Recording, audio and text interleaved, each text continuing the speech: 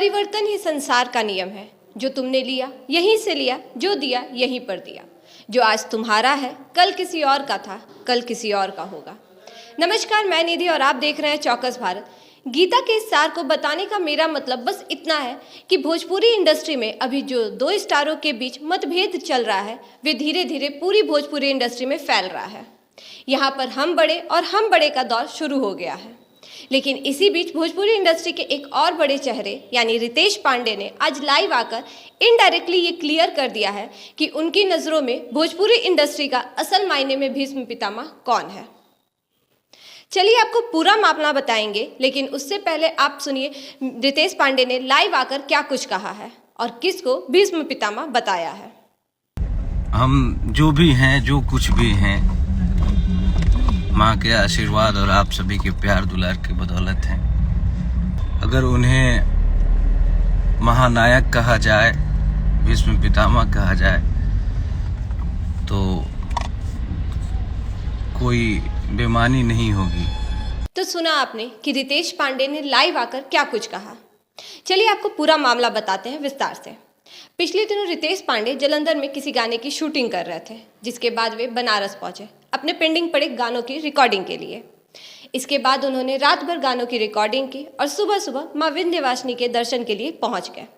दर्शन के बाद जब वे लौट रहे थे तो उन्होंने इंस्टाग्राम से लाइव आकर अपने फैंस से बात की, जिसके बाद उनके फैंस ने उनसे पावर स्टार और ट्रेंडिंग स्टार के बीच चल रहे मतभेद को लेकर सवाल पूछा, जिसके जवाब में रितेश पांडे ने अपने फैंस से कहा कि भाई लोग, मैं उस दिशा में नहीं जाना चाहता, मैं इस विषय में कुछ नहीं बोल सकता। लेकिन इसके बावजूद भी रितेश पांडे ने पावर स्टार और ट्रेंडिंग स्टार के बीच चल रहे मतभेद पर बहुत कुछ बोला और बोलते हुए उन्होंने गीता के सार का जिक्र किया, जिसमें कहा गया है, तुमने जो लिया है यहीं लिया है, यहीं को दिया है। जो आज तुम्हारा है कल किसी और का था और कल किसी और का होगा। सक्सेस किसी एक की नहीं होती, कल किसी और की थी, आज किसी और की है, आने वाले समय में किसी और की होगी। इसका घमंड करना सही नहीं है। लोग कितने भी सक्सेसफुल हो जाएं, उनको जमीन से जुड़ा होना चाहिए।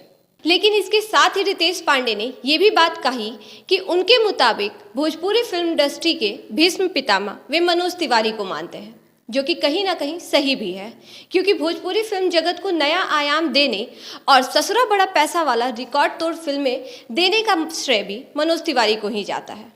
मालूम हो कि ससुरा बड़ा पैसे वाला भोजपुरी की वाहिद ऐसी फिल्में हैं जो लगातार 4 से 5 महीने तक सिनेमा घरों की शान बढ़ा रही थी। जो है मनोज भैया, बड़े भैया मनोज तिवारी जी का, जो हमारे आदर्श इस भोजपुरी जगत के,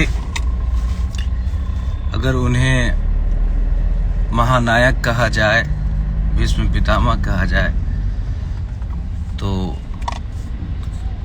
कोई बेमानी नहीं होगी। ये उपमा उनके लिए एकदम सार्थक होगी। दोनों स्टारों के बीच चल रहे विवाद के बाद खेसारी लाल यादव ने लाइव आकर पवन सिंह को लेकर बहुत कुछ कहा, लेकिन खेसारी लाल यादव के इस लाइव वीडियो के बाद पवन सिंह ने अभी तक कुछ टिप्पणी नहीं की है।